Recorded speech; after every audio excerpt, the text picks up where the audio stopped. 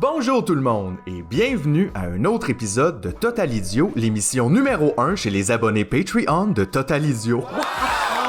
Wow! Bravo pour notre beau succès, Julien! Wow! Bravo, Phil! Wow! Question de commencer la nouvelle année en force, j'ai encore une fois choisi de me poser une question très simple. Quel est le rôle de l'artiste dans la société? Divertir, faire réfléchir, mettre en lumière la beauté, révéler la laideur, faire des demandes de subventions, toutes ces réponses? Un instant papillon. N'allons pas trop vite. Premièrement, totale honnêteté, je m'identifie moi-même comme un artiste, mais je dois avouer que depuis quelques années, je me questionne beaucoup sur la place que j'occupe ou que j'occupe pas dans l'espace public. À quoi ça sert ce que je fais? Pourquoi je fais ça? En gros, l'art, qu'est-ce que ça donne? Pour tout vous dire, je trouve que c'est plus facile de répondre à cette question-là en tant que public qu'en tant qu'artiste. Parce que j'en consomme beaucoup de l'art, moi aussi. Je suis un grand public d'art. De la musique, de la littérature, des films, et j'en passe. Mais pourquoi je fais ça?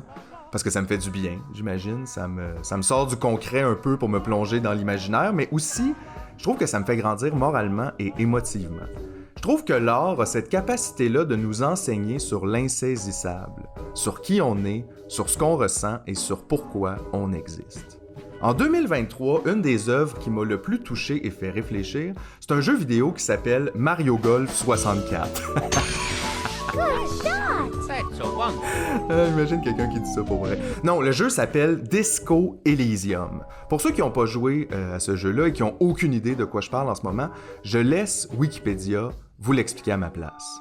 Disco Elysium est un jeu de rôle à la conception très particulière. Mélangeant le jeu de rôle textuel avec le point and click, le jeu s'inspire des jeux de rôle traditionnels avec les dés à lancer. Le joueur incarne un policier amnésique qui se réveille dans une chambre d'hôtel après une soirée bien arrosée. Avec son collègue Kim Kitsuragi, il va devoir élucider un meurtre qui a été perpétré à Revachol, dans le quartier de Martinez. Ce que j'ai beaucoup aimé de ce jeu-là, et pourquoi je vous dis que c'est une œuvre d'art, c'est qu'en cheminant à travers la quête principale du jeu, t'en apprends beaucoup sur toi-même et aussi sur le monde qui t'entoure et les forces qui le gouvernent. C'est ça que tu retiens du jeu à la fin, pas c'est qui le meurtrier puis pourquoi il a fait ça, c'est comme secondaire, c'est une excuse.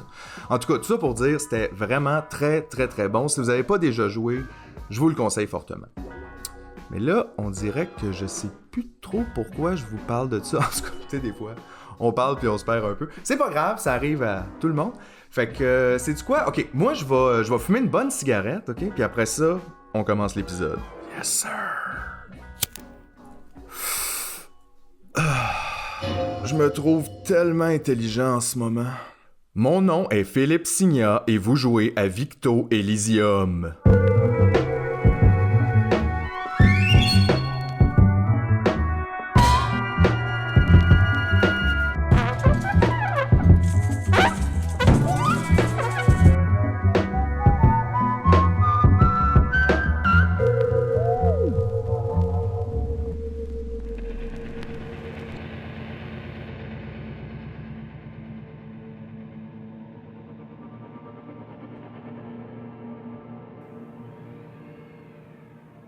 Et y a rien ici.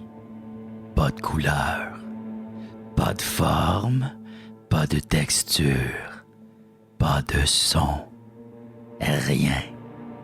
Juste le silence parfait d'un magasin, grande surface après la fermeture. Les allées, toutes pareilles, qui prennent une pause nocturne avant de retourner dans l'éternel cycle d'être vidé et rempli et vidé et rempli à l'infini. Le contentement de servir une cause, de faire partie d'un tout jusque dans tes rêves. Ah, ok, je suis dans un rêve. Non, tu vis le rêve de n'avoir rien à décider, mais tout à choisir.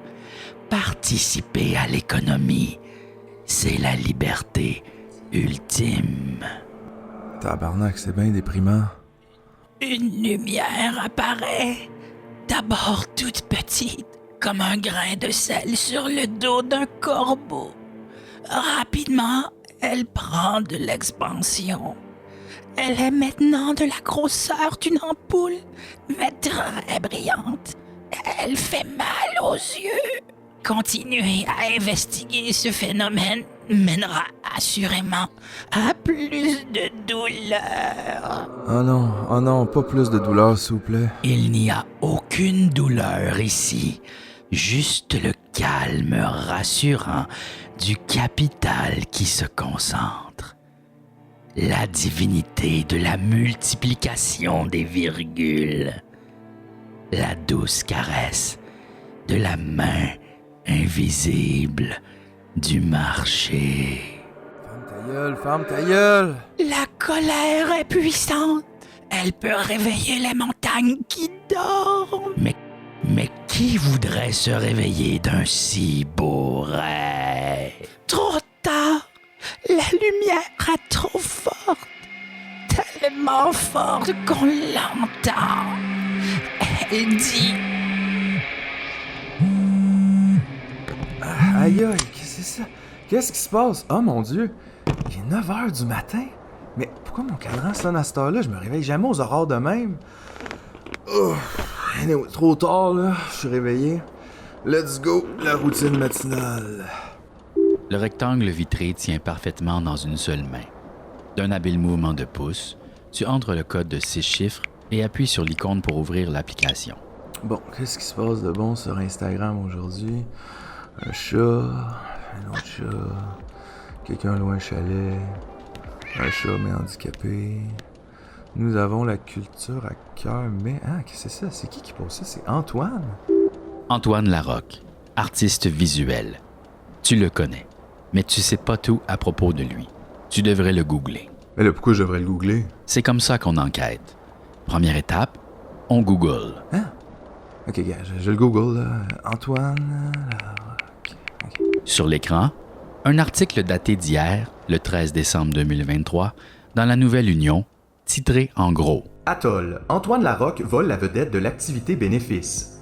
Ce qui devait être la première activité bénéfice de l'Atoll a pris une tournure inattendue alors que l'artiste Antoine Larocque, qui est également co-directeur de l'Atoll, a profité de la soirée pour peindre sur les murs des phrases dénonçant la démolition annoncée du bâtiment dans lequel loge actuellement l'organisme culturel. Pour l'occasion, le conseil d'administration avait obtenu la collaboration de la Chambre de commerce et d'industrie des Bois-Francs et de l'Érable. De nombreux artistes étaient également présents. À un moment, sans prévenir, Antoine Larocque a commencé sa performance. Parmi les phrases qu'il a écrites sur les murs et mobiliers, on pouvait notamment lire « Notre politique culturelle égale traiter les artistes comme de la vermine ». Il a aussi pris la parole pour dénoncer le fait qu'il avait appris il y a quelques jours que le bâtiment qui accueille l'atoll sera démoli. Nous avons 1 an pour quitter et ce sans soutien. Arrangez-vous.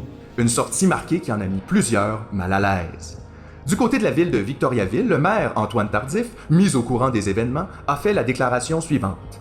Les déclarations de l'organisme me surprennent, considérant les sommes importantes que nous lui attribuons. À lui seul, l'atoll obtient une aide annuelle au fonctionnement de plus de 45 000 $ de la ville, en plus de bénéficier de la gratuité d'un local sur la rue des Forges. Victoriaville soutient également son milieu culturel à la hauteur de plus de 1,2 million de dollars annuellement, ce qui est bien au-delà de la moyenne de 58 $ par habitant pour l'ensemble du centre du Québec.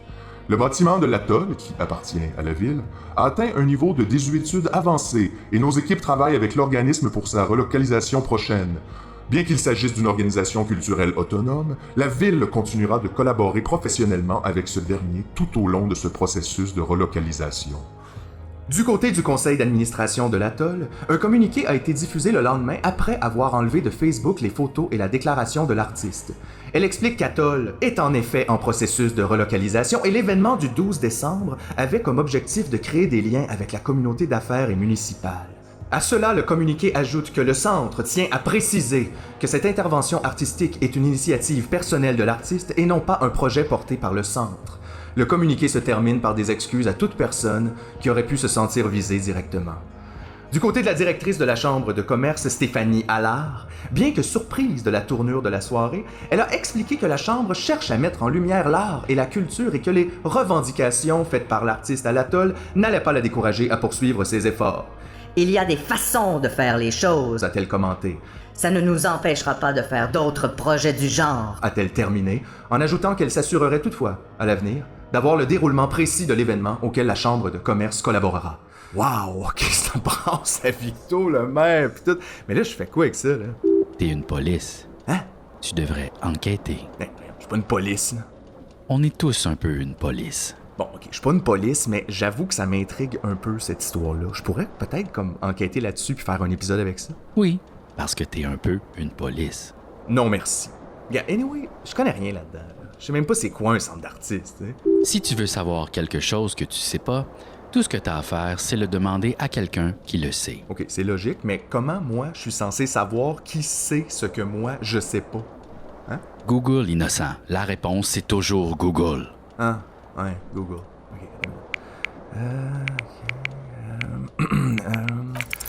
Laurence Dubuc. Ok, je l'appelle. Oui, je m'appelle Laurence Dubuc. Je viens de compléter un stage postdoctoral à l'Université de Toronto. Puis en 2022, j'ai défendu une thèse de doctorat à l'École de relations industrielles de l'Université de Montréal. Puis dans le cadre de cette recherche-là, qui s'est échelonnée sur plusieurs années, je m'intéressais à la précarité du travail artistique, plus particulièrement dans le monde des arts visuels à Montréal. Puis je m'intéressais à comprendre le rôle que les centres d'artistes autogérés jouent ou ne jouent pas au niveau des stratégies que les artistes déploient pour améliorer leurs conditions de travail puis leurs conditions d'existence.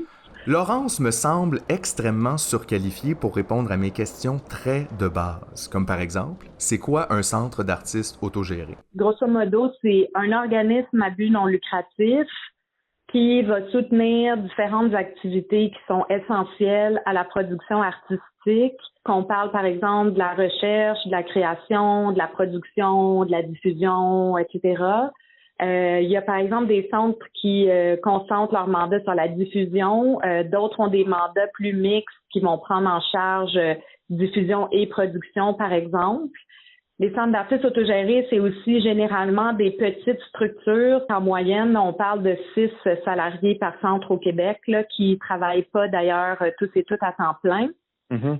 Et puis, ce que je peux te dire, c'est que c'est des lieux qui sont extrêmement importants au niveau du développement professionnel des artistes. C'est souvent dans les centres d'artistes autogérés que les artistes qui sortent des universités, souvent ou qui sont à des stades de carrière émergente, vont présenter leur première expo. C'est dans les centres d'artistes autogérés qui vont vraiment créer puis entretenir des réseaux à l'extérieur du monde universitaire.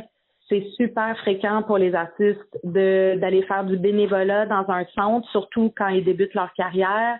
Ça leur permet, par exemple, de développer leur réseau, ça leur permet de développer des nouvelles compétences, d'apprendre comment écrire des demandes de bourse, d'apprendre aussi les normes du milieu. Donc, c'est vraiment aussi des lieux qui encouragent l'expérimentation puis la prise de risque, ce qui va les distinguer d'autres institutions comme, par exemple, les musées. Là. On dit qu'ils ont vu le jour à peu près dans les années 60, puis c'est un modèle qui s'est répandu partout au Canada, même si c'est au Québec qu'on trouve une plus grande concentration. Une forte majorité des centres d'artistes autogérés du Québec, ils ont été créés avant 2006. Et puis, la dernière chose que je te dirais pour bien comprendre est que à l'origine, les centres d'artistes autogérés, c'est un projet politique qui est fondé sur des valeurs d'autonomie puis d'autodétermination. Donc, quand ces espaces-là ont vu le jour, c'était parce que les artistes en art actuel ou en art contemporain arrivaient pas à se voir dans les musées. Ils n'étaient pas nécessairement intéressés non plus à essayer d'entrer dans les musées parce que ils ne se reconnaissaient pas à l'intérieur de ces structures-là. Donc, les CAA ont été créés un peu comme des galeries parallèles aux institutions dominantes au monde de l'art. OK, c'est pas compliqué dans le fond. Un centre d'artistes, un espace de création, de production et de diffusion pour les artistes et par les artistes. À date, j'aime ça!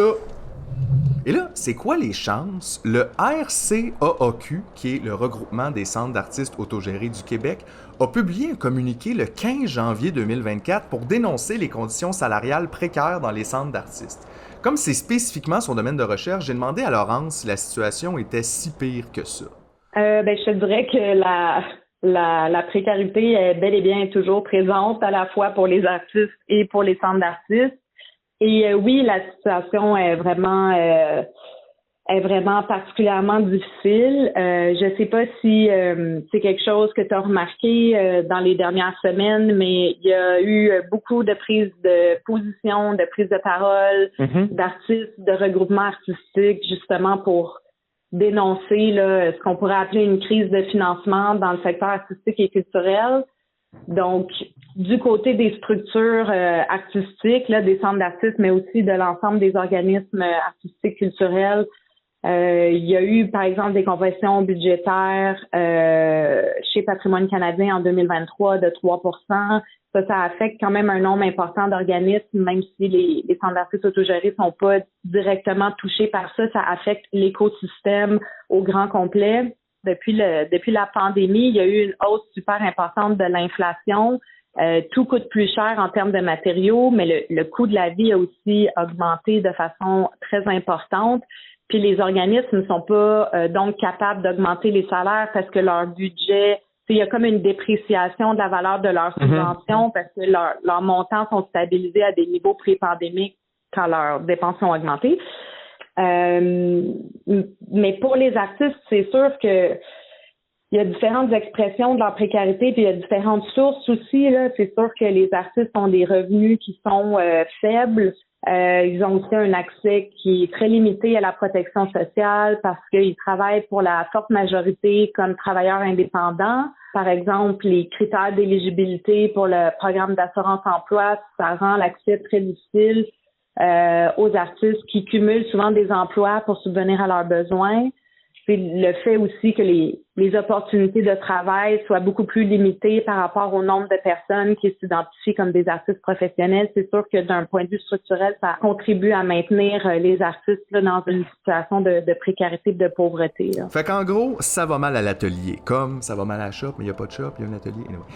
Mais qu'est-ce qui se passe à Victoriaville? C'est quoi le rôle d'Antoine là-dedans? Et surtout, pourquoi? Si je veux résoudre l'affaire, va falloir que je me déplace. Puis vite à part de ça.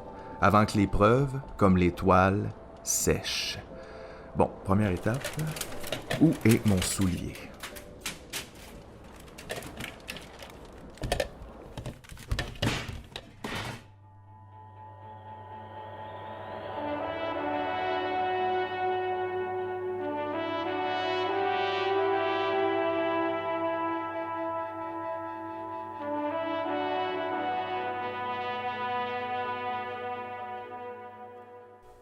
Bienvenue à Victoriaville, capitale du triporteur. J'ai pas pris le temps d'aller vérifier la validité de cette information-là, mais quelqu'un m'a dit ça, puis j'ai décidé de le croire. C'est de même des fois, on peut pas tout checker. Victoriaville est une ville de 48 000 habitants, située dans la région administrative du centre du Québec, plus précisément dans la municipalité régionale de comté d'Arthabasca, dont elle est le chef-lieu. Intéressant. Mensonge. C'est pas ça qui t'intéresse. Peut-être que tu préférais entendre parler du fait que Victoriaville est une des multiples villes québécoises qui prétendent avoir inventé la poutine, un accident gastronomique sans envergure, une boîte de friture et de lait caillé. Wow, OK. Toi, ce que tu veux vraiment savoir, c'est quel genre de sombre dessin se cache derrière les murs de briques brunes, au détour des rues résidentielles toutes pareilles. Tu regardes autour de toi et tu réalises que si personne t'avait dit que tu étais à Victoriaville, tu pourrais pas le deviner. Toutes les villes se ressemblent maintenant. Impossible de dire laquelle est laquelle. De la même façon que c'est impossible de distinguer une bouteille de Gatorade d'une autre bouteille de Gatorade.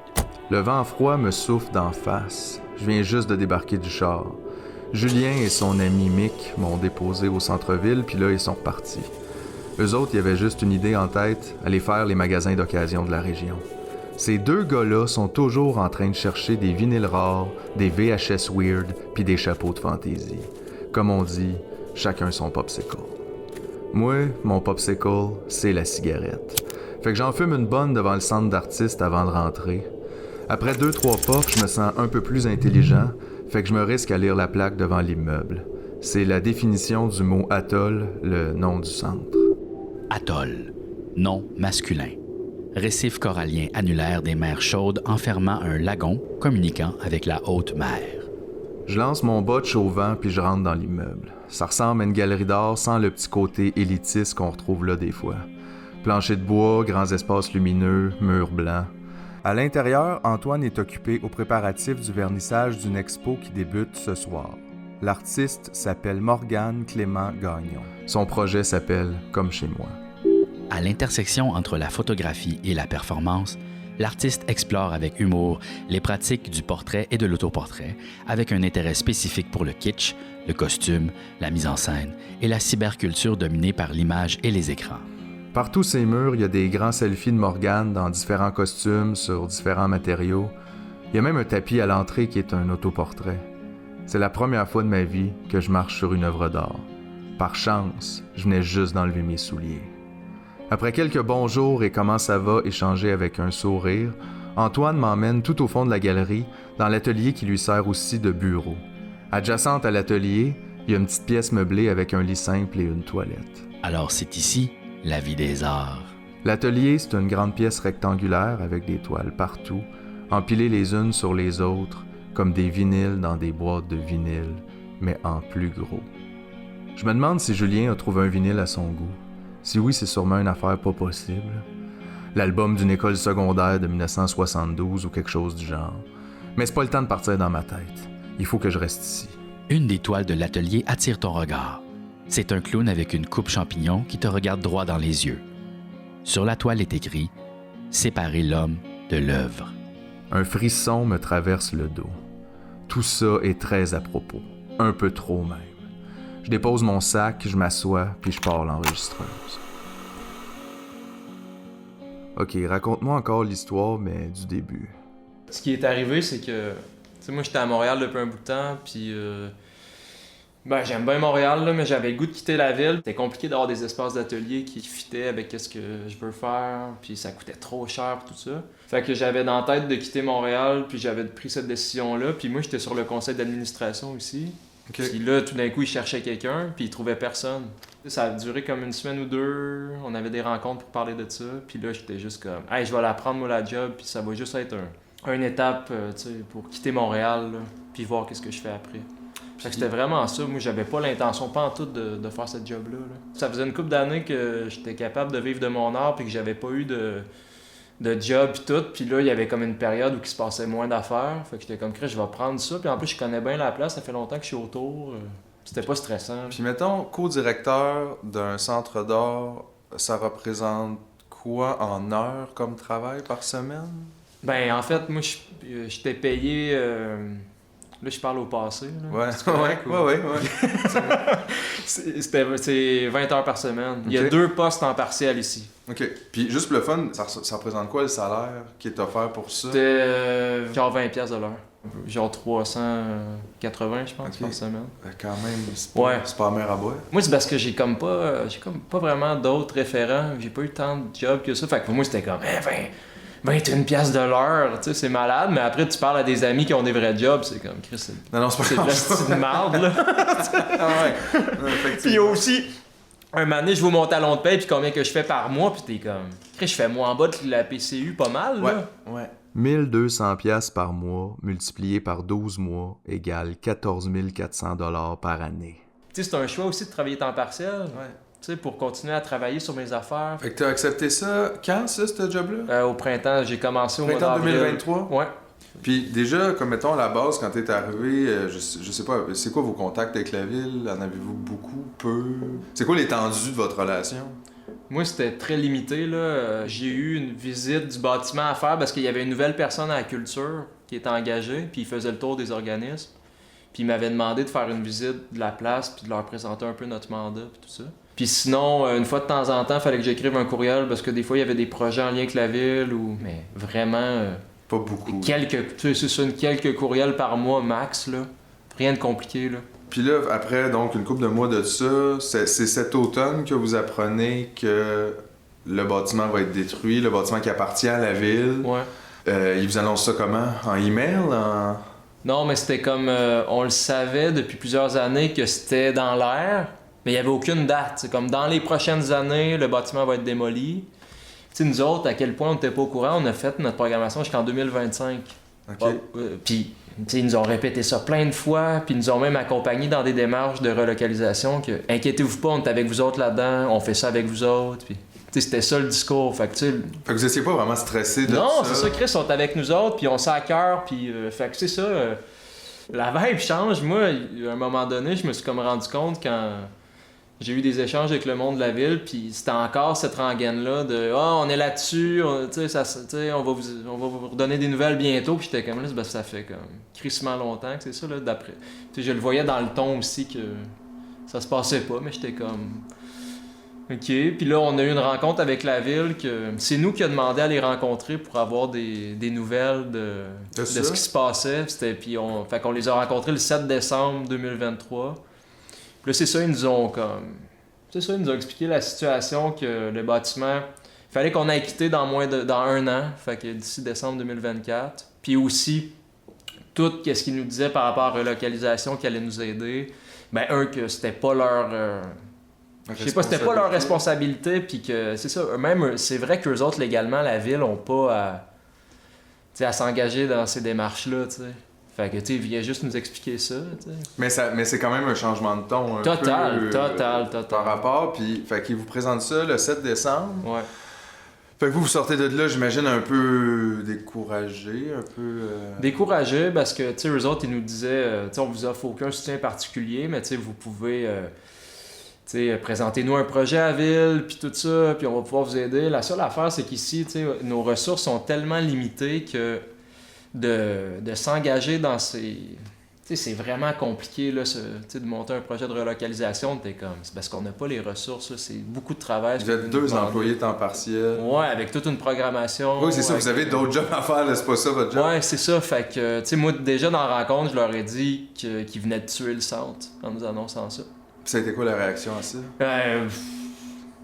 En tout cas, ils nous ont dit « Ah, nous autres, il n'y a jamais été question de ça dans nos discussions à l'interne, blablabla. » C'est ce qu'ils nous ont dit. Puis j'étais comme, ben, j'ai pas dit ça, mais dans ma tête, j'étais comme, ben, c'est sûr que vous nommez pas ça de même, vous êtes pas cave à ce point-là. Là.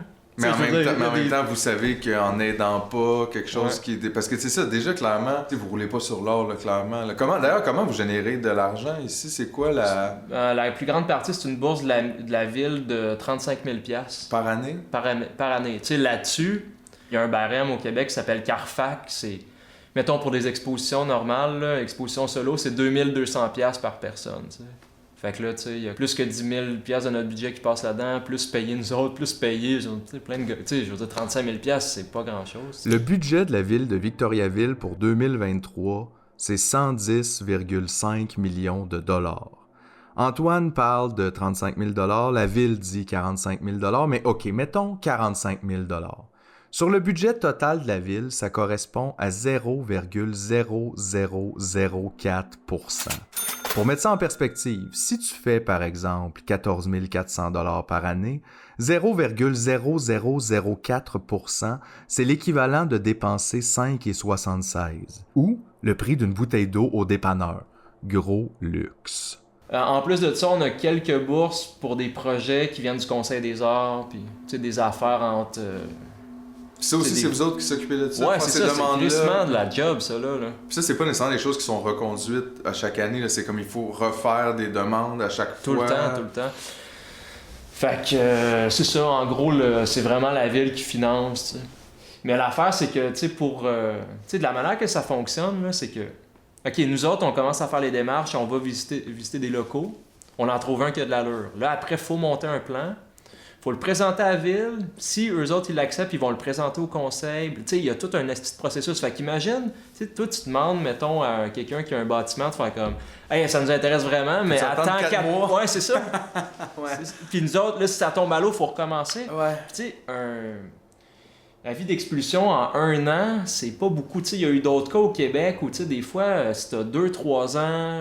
Tu sais, il y a peut-être moyen de faire de quoi, mais là, en 1 an, dans une crise du logement, puis en plus, tu as vu un peu nos locaux, là, ça prend quand même... Tu sais, on peut pas... Ça prend de l'espace. Ça prend pas rien qu'un bureau. Un moment donné, on a juste calculé vite fait, puis on est comme... Chris, avec les ressources qu'on a là, tu sais, on va...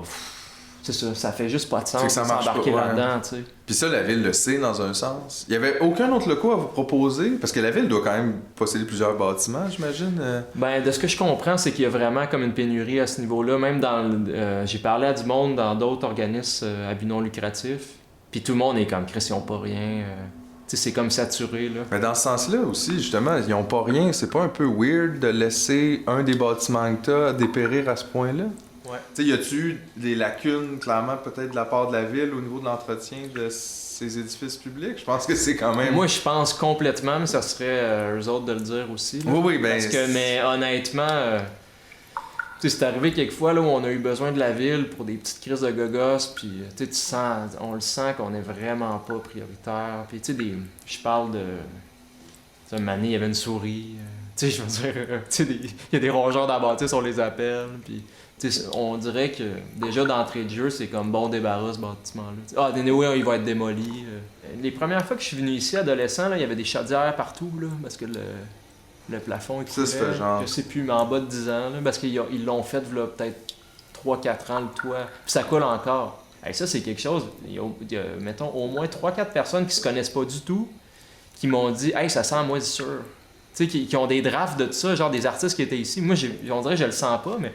Tu sais, je veux dire, c'est quand même bizarre. C'est pas idéal. Non, c'est ça. Fait que... Il y a à peine un an, en mars 2023, la ville de Victoriaville a lancé un appel d'offres pour des travaux importants au Colisée Desjardins.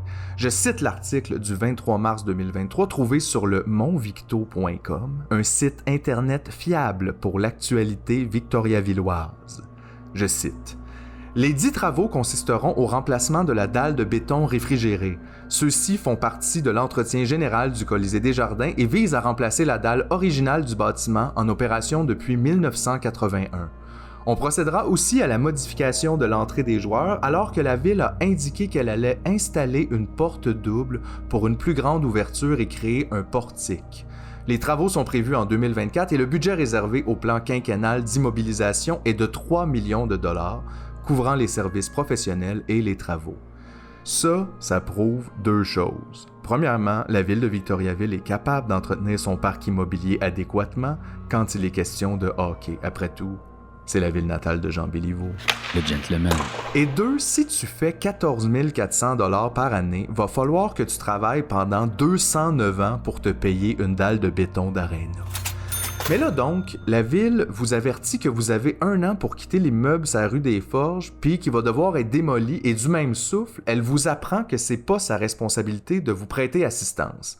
C'est quoi la réaction de tout le monde? Ce qui est arrivé, c'est que tout le monde qui est impliqué ici, on est full mobilisé parce que le 12, il y a une soirée de financement, puis ça demande beaucoup de préparatifs. Fait que là, on n'a pas eu le temps de faire de rencontres de CA, t'sais, on a juste, je sais pas, là, on a peut-être eu une couple d'appels téléphoniques avec du monde de CA pour leur parler de la situation, mais tout le monde est comme, il y a crissement des trucs à faire pour la soirée de financement, t'sais. Fait que c'est ça, moi, après la rencontre, je m'en vais chez nous, puis je me rappelle juste cette soirée-là, j'étais bien fatigué, puis je me couche quand même de bonne heure, puis je me réveille à 2h30, genre la nuit d'après, puis je suis comme, il faut que je fasse. Tu sais, il y a comme vraiment moyen de faire de quoi avec cette situation-là, tu sais. Puis là, c'est là que je suis plus tombé en mode... je sais pas, j'étais plus en mode co-directeur, j'étais plus en mode artiste, puis... c'est ça, moi, ce qui m'a marqué là, pendant cette rencontre-là avec la ville, c'est que... Tu sais, ces gens-là qui sont venus nous parler, c'est des gens qui font ça depuis plusieurs années, puis il y a vraiment une espèce de discours, puis il y a une manière d'approcher les sujets, puis surtout de nous le délivrer, que moi, ça m'a full impressionné, comment ce gars-là parlait. Ça m'a quand même... J'ai comme figé pendant cette rencontre-là, je le checkais aller, puis j'étais comme... Pour vrai, je me disais... Où c'est qu'il a pris ça, cette manière-là de dire les choses puis de nous expliquer une situation qui est assez grave, mais de manière vraiment... J'ai de la misère de te l'expliquer, là, mais... En tant qu'un peu policier malgré moi, j'ai essayé de faire mon travail et de parler à la ville de Victoriaville pour avoir leur côté de l'histoire.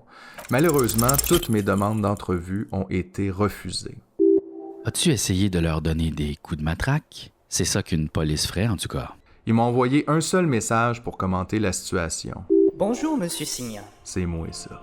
En lien avec votre demande formulée ce vendredi au sujet d'Atoll, voici plus de détails tels que demandé. C'est pas ça que j'ai demandé. J'ai demandé de parler à quelqu'un. La situation évolue rapidement et les discussions se poursuivent avec le conseil d'administration d'Atoll. Dans les circonstances, nous ne serons pas en mesure de participer à votre podcast sous forme d'entrevue sur le sujet demandé. La situation évolue si rapidement qu'ils n'ont pas le temps de me parler. Toutefois, voici une déclaration permettant de préciser la position de la ville au sujet d'Atoll, en date d'aujourd'hui, à partir des informations détenues actuellement. Tout comme vous, la ville de Victoriaville reconnaît l'apport d'Atoll Art Actuel aux arts et à la culture de la région, mais également du Québec. Atoll Art Actuel est un organisme reconnu à Victoriaville depuis 1987. C'est donc dire que Victoriaville répond présent depuis la fin des années 80 en soutenant les arts actuels pluridisciplinaires. Remarquez comment ils commencent leur message en me disant à quel point c'est important pour eux, tout comme pour moi, l'existence d'Atoll. Déjà, super red flag. Je veux pas être plate, là, mais personne ressent le besoin de nommer ce qui est vrai et évident. À ce chapitre, notre organisation soutient la mission de ce centre d'artistes autogérés, le seul du genre dans notre région, par une aide financière annuelle récurrente et croissante. Des centaines de milliers de dollars ont été investis dans la mission, mais également dans les projets artistiques d'Atoll Art Actuel au fil des 3 dernières décennies. Seulement dans les 15 plus récentes années, plus de 650 000 dollars ont été octroyés à l'organisme par la ville. D'ailleurs, une entente triennale est en vigueur jusqu'en 2025, à la hauteur de près de 50 000 dollars par année. Bon, ici, la ville utilise la technique de l'addition. Comme par exemple, moi, depuis 1990, j'ai fait 600 000 dollars. Impressionnant? Pas vraiment. Depuis le début des années 90, Atoll Art Actuel occupe un espace dans un bâtiment municipal et bénéficie d'un tarif préférentiel, voire d'une gratuité ces dernières années. Ce bâtiment devra malheureusement être démoli dans un avenir rapproché, en raison de sa fin de vie utile. Nous avons donc informé les divers organismes en résidence, dont Atoll Art Actuel, des enjeux de sécurité se dessinant et de la démolition à venir. OK, ici, c'est hot, là. On commence par se vanter de ne pas faire payer de loyer aux locataires juste avant de nous dire que le bâtiment doit être démoli. Aïe aïe. Comme nous nous en faisons un devoir auprès de tous les organismes reconnus, vous pouvez être rassurés sur le fait que nous continuerons de collaborer de près avec les membres du conseil d'administration et de la direction d'Atoll Art Actuel pour assurer sa pérennité. Nous sommes convaincus que nous trouverons ensemble une solution viable d'ici la fermeture du bâtiment actuellement occupé. Merci d'en prendre note. Charles Verville. Bon, premièrement, je suis zéro rassuré et en bonus, je ne vous crois pas. Merci d'en prendre note, Philippe Signa. Mais je pense que je comprends ce qu'Antoine veut dire par rapport à l'utilisation d'un langage qui vise à éteindre toute possibilité de débat. Évidemment, il n'y a rien de nécessairement nouveau là-dedans, ça fait des décennies que les politiciens se font accuser d'utiliser la langue de bois, mais je trouve que ce phénomène-là s'amplifie dans les dernières années. Comment ça se fait que des élus ne ressentent pas le devoir de répondre aux questions des citoyens par rapport à leur gouvernance, et comment ça se fait qu'ils ont le droit de dire absolument n'importe quoi, voire même mentir en toute impunité et sans conséquence? Fait que moi, en sortant de la rencontre, puis surtout la nuit d'après, quand je me suis réveillé, j'étais comme « Ok, moi, je peux pas jouer sur ce terrain-là avec eux autres. Il faudrait que je sois un fonctionnaire depuis 10 ans pour peut-être être capable de jouer au même niveau avec eux autres. » Fait que j'étais comme « Chris, eux autres, ils me parlent en fonctionnaire, mais moi, je vais leur répondre en artiste parce que c'est ça que je sais faire. Puis là-dessus, ils pourront pas me suivre, tu sais. » C'est ça que je me suis dit, bien naïvement, puis j'étais comme... Puis c'est ça, genre... Tu sais, ma première idée, c'était comme... OK, je vais commencer par écrire un texte, peut-être le publier dans le journal, puis là, de fil en aiguille, tu sais, là, il restait juste comme, je sais pas, 4-5 jours avant la soirée de financement. Puis c'est ça, l'idée de faire de quoi est venue, là, super rapidement, parce que ça s'en venait, puis quelques jours après, tout le monde des affaires, puis plein de monde de la ville, puis des députés allaient être ici. Ça, c'est plutôt rare. J'imagine que vous avez ce genre de soirée. J'ai jamais vu ça. C'est peut-être la plus grosse de l'année, dans le fond? Ouais, puis même, il n'y a pas eu ça. C'était comme une première depuis... C'est ça, tu sais, moi, c'est vraiment ce contraste-là entre la rencontre qu'on a eue puis l'activité qui s'en venait avec une présidente d'honneur, avec... tu sais, c'était comme un peu commandité par la chambre de commerce. Tu sais ça, même sur le poster, tu sais, le député avait donné de l'argent, il avait donné 500$, tu sais, c'est ça, il y avait des commanditaires de même. Tu sais, vu qu'ici, mettons, tu sais, j'étais quand même co-directeur, puis il y a un CA aussi, puis... tu sais, moi, il faut dire que déjà, depuis le début, cette activité de financement-là, avec la chambre de commerce, j'étais contre On a eu des rencontres avec le CA où j'étais comme vraiment pas pour ça. Fait que ce que j'ai fait, c'est d'un jour avant la soirée de financement, j'ai quand même... J'ai informé, mettons, le CA, mais je leur ai pas dit qu'est-ce que j'allais faire parce que je suis comme, Chris, moi, je peux pas faire ça comme lousse de même, faut au moins que je leur dise, parce que les autres, ils étaient full impliqués là-dedans. Là. Puis moi, je me disais, Chris, il y a quand même, ça se peut que je chie votre soirée, tu sais. Fait que j'aurais juste dit, hey, tu sais, je le prends un peu personnel cette affaire-là, je vais agir comme artiste, je sais pas encore exactement qu'est-ce que je vais faire. Puis tout le monde était comme, OK. Ils m'ont comme quand même laissé aller là-dessus. Il y a personne qui a fait genre, hey, ça n'a pas d'allure, tu vas tout chier. Fait que c'est ça, d'un jour avant la soirée de financement, ça faisait longtemps que ça m'avait pas pogné, mais là, il y a plein de phrases, un peu, tu sais, des espèces de one-liners sur la situation, que je me disais, au moins, je vais pouvoir passer un message sur qu'est-ce qui arrive, qui me sont venus, fait que je me suis mis à les écrire. Puis là, au début, j'étais comme, crime, je vais juste distribuer un zine cette soirée-là aux gens, tu sais. Puis là, ça a continué, puis là, après, tu sais, je savais que dans cette soirée-là aussi, il y avait des discours, fait que j'ai comme, crime, je vais prendre le micro puis je vais dire de quoi, tu sais, il y a cette occasion-là.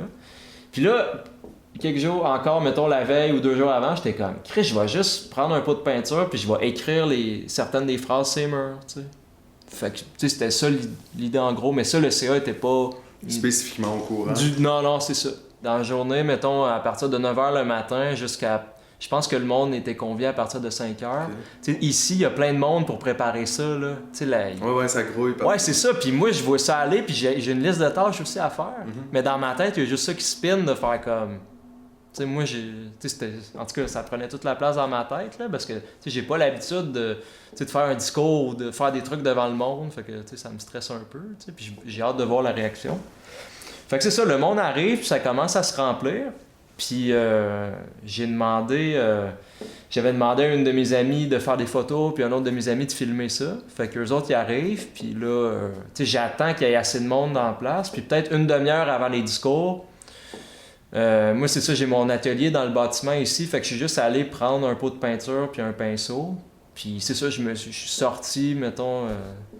dans le monde, puis je me suis mis à écrire sur les murs des phrases. Puis quand tu prends un pot de peinture avec un pinceau, puis t'écris sur les murs, les messages, ils apparaissent au fur et à mesure. Tu sais, ça prend quand même du temps. Fait qu'il y a plein de monde qui se sont attroupés, puis qui attendaient de voir le message. Puis là, quand il y en a eu un qui a apparu, je pense que le monde a compris un peu où c'est que j'allais. Fait que j'ai senti... C'était quoi le premier? C'est « S'il vous plaît, veuillez passer votre vie à remplir des formulaires et avoir des échanges hypocrites avec des fonctionnaires. » Fait qu'après, je suis allé dans la grande salle où il y avait un stage avec le micro pour les discours. Je pense que c'était comme Allô, monsieur le maire, soutenir la culture, c'est pas faire 2 selfies par année devant l'œuvre d'un artiste local. » Puis j'ai écrit ça en arrière de la scène. Fait que là, je sentais qu'il y avait du monde qui était malaisé parce que là, c'était monsieur le maire. Mm-hmm. Puis là, ce qui arrive, c'est que... Là, je m'en suis rendu compte peut-être 10 minutes plus tard, mais ils ont tous changé le setup du micro pis tout, parce qu'ils voulaient pas avoir ça en arrière pour les photos. Pour vrai, il y a une partie du monde qui sont comme « Hey, c'est vraiment cool », il y a une partie du monde que je sens malaisé, il y a une partie du monde qui s'en calisse. Ben, il faut aussi dire, il y a plusieurs types de personnes dans place. C'est ça, t'as des artistes puis des amis, mais t'as aussi des gens de la chambre de commerce puis de la ville. Fait que c'est pas tout à fait le même public maintenant. Non, c'est ça, mais c'est pour ça que c'était intéressant de le faire là, parce que, tu sais, si j'avais fait ça, mettons, dans une galerie avec juste un public initié à l'art, puis ça pour moi c'est... Ça n'a pas d'impact. C'est moi, puis c'est même pas intéressant. Tu sais, là, il y avait une notion qui était... Je trouvais ça intéressant parce qu'il y avait de quoi de déplacer à le faire devant une partie de ce public-là. Mm-hmm. Mais il y avait aussi... tu sais, c'est ça, il y a du monde, on se le cachera pas, il était obligé d'être là. C'était une soirée de la chambre de commerce. Fait qu'eux autres faisaient du PR. Puis, tu sais, je te dis pas que... T'sais, ils ont quand même vu ça aller, mais pour eux autres, ça fait partie de la soirée. Il y en avait qui s'en crissaient. Fait que c'est un mélange de tout ça. Puis aussi, il faut dire que les gens sur le CA, ce soir-là, tout le monde était content, là. Puis contente, là. Puis genre, j'ai eu des discussions avec tout le monde. Puis il y en a que j'ai voyé prendre des photos avec leur sel. Puis hey, c'est cool, Antoine. Puis avec le CA, puis l'équipe, la réaction était bonne à ce moment-là. Okay. C'est après que ça a changé. Voici d'ailleurs un enregistrement du fameux discours d'Antoine prononcé alors même qu'il volait la vedette de l'activité bénéfice. Il y a 50 ans, nos dirigeants exprimaient sans gêne leur mépris envers les artistes. Aujourd'hui, le mépris persiste et j'ai l'impression qu'il est pire. La seule différence est qu'il se dissimule maintenant derrière des politiques culturelles et des belles paroles. Le jeudi 7 décembre dernier, j'ai participé à une rencontre avec Danielle Croteau, coordonnatrice art et culture, et Jean-François Béliveau, directeur du service du loisir, de la culture et de la vie communautaire de la ville de Victoriaville. Ils sont présents. Au cours de cette réunion, j'ai appris que le bâtiment abritant Atoll à l'heure actuelle sera démoli. Eux trouveront 56 formulations et rationalisations bas de gamme pour se sentir moins sales, mais en vrai, ils nous expulsent. Nous avons 1 an pour quitter et ce, sans soutien. Arrangez-vous. Le plus vulgaire là-dedans, c'est qu'ils nous faisaient croire depuis des années qu'ils nous accompagnaient dans notre processus de relocalisation. Inutile de souligner qu'Atoll est un organisme aux ressources financières extrêmement limitées. Cette nouvelle, en plus d'être un coup dur pour notre centre d'artistes, met en évidence le rapport que les élites entretiennent avec ce qu'ils appellent la culture. La vérité est que sans quelques individus dévoués à la cause, l'art serait inexistant à Victoriaville.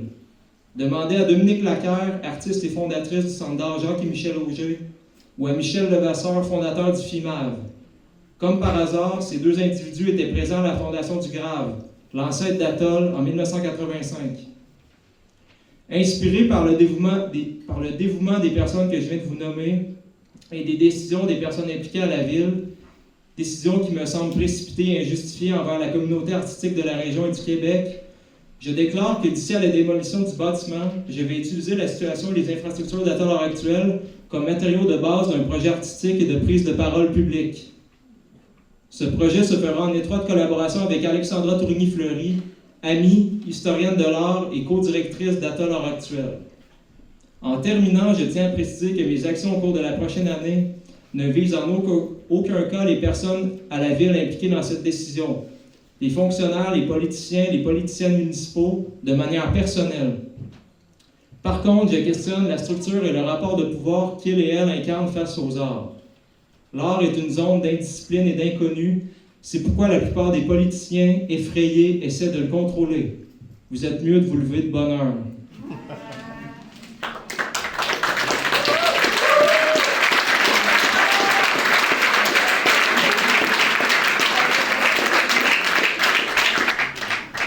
Merci Antoine, merci pour ton implication. Puis après, j'avais imprimé un peu plus que 50 zines avec des phrases, puis c'était ça après ton discours? Ouais, après le discours, j'avais juste une petite grosse pile, puis je l'ai droppé à terre, puis le monde sont allés s'en prendre. OK. Fait que c'est ça a fini de même, puis l'ambiance était assez bonne avec le monde qui restait. J'ai eu plein de discussions avec du... Tu sais, le monde il était curieux de la situation, fait que toi, tu finis la soirée, dans le fond, comme content de ton action, là, tu sais, mettons, satisfait, dans le sens, c'est ça que je voulais faire, je l'ai fait, je suis content, puis tu t'en vas te coucher sur tes 2 oreilles, là, bien tranquille. Mais la vibe a changé comme par après. Ouais, le lendemain matin, ce qui est arrivé, c'est que j'ai pris les photos que, tu sais, j'avais comme... C'est ça, il y avait une amie qui m'avait suivi pendant la soirée puis qui avait fait des photos de moi en train de peindre sur les murs puis tout ça. Puis, fait que j'ai fait des posts avec des textes qui expliquaient la situation, un autre où je mettais le discours, fait qu'il y avait des photos avec le monde dans le bâtiment. Puis là, ce que j'ai fait, c'est que je l'ai mis sur les réseaux sociaux du centre d'artistes ici. Parce que c'est moi qui gère ça dans la vie, tu sais, j'ai tous les comptes. Ouais. Puis là, c'est là, puis j'ai comme tagué le maire, les députés. Tu sais, pendant cette performance-là, le dos, j'avais comme un chandail de l'équipe locale, les Tigres de Victo, j'ai tagué plein, tout le monde qui a plus ou moins rapport, mais quand même qui font partie du portrait politique ici. Puis là, c'est là que j'ai vu que ça a switché parce que je l'ai mis sur les réseaux sociaux d'Atoll, puis sur le mien, sur mon Instagram, où que j'ai comme... tu sais, il y a comme quand même un public qui me suivent là-dessus, qui sont sensibles à ces questions-là.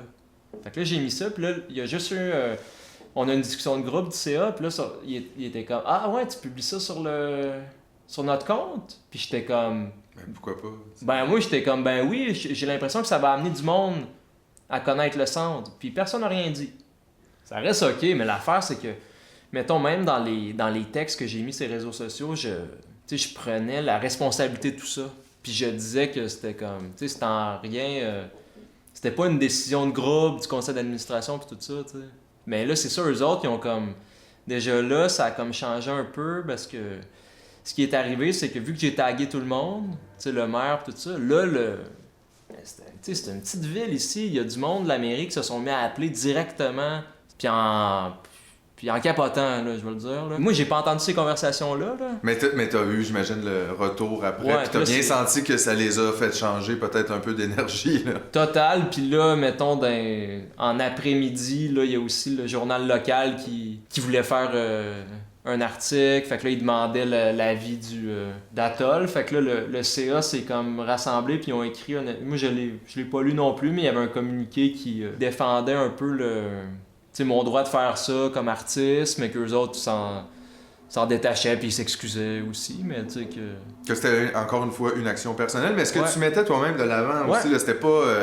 Ce qui est arrivé aussi, c'est que, tu sais, pendant cet après-midi-là où que, mettons, je savais que l'article s'écrivait, j'ai transmis mon numéro de téléphone à la journaliste.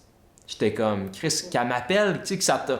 Tu sais, c'est ça que j'ai dit au CA, mettons, là, je rewind un peu, mais quand j'ai droppé ça sur les réseaux sociaux, j'ai envoyé mes coordonnées à tout le monde au CA, puis j'ai comme, tu sais, envoyez-moi ça, tu sais, prenez pas ça sur votre dos, là. J'ai comme, c'est pas à vous autres de faire ça, mais ils ont fait ça, puis tu sais, puis la journaliste m'a jamais appelé, puis... Fait que, tu sais, c'est là que ça a comme changé, parce que...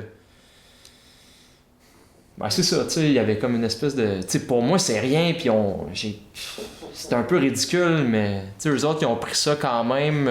Tu sais, c'était comme important, là, que le député de je sais pas quoi appelait parce qu'il était pas content, pis ci pis ça, tu sais.